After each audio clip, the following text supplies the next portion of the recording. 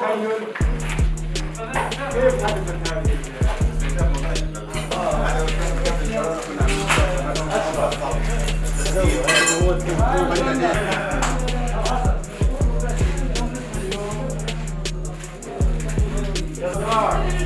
والمدارس على نفسها ان شاء الله.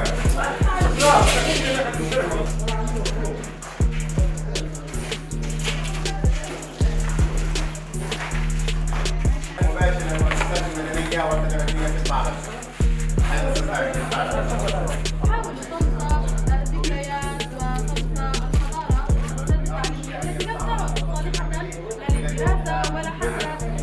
الدولية الذي حمل الشعب وحمل الطفل القضاء على البيئة التعليمية الآمنة. ما يريد الاحتلال أن يزرع الخوف والخطر.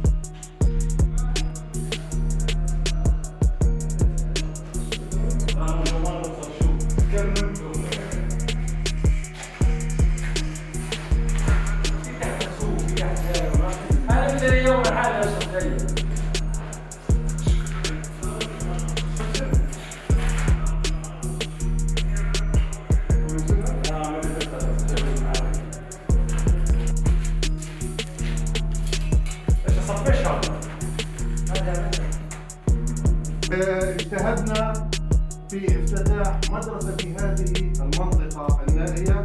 قامت الوزارة مشكورة بالعمل. العدو الصهيوني أصر على استهداف هذه المدرسة الموجودة في منطقة نائية لا يوجد أي أعمال للمقاومة، لا يوجد، واستهدفت استهداف مباشر. مدرسة حديثة، مدرسة ثقيل، ومن الجهلة هم يسعوا أن يكون أبناء فلسطين أو تصروا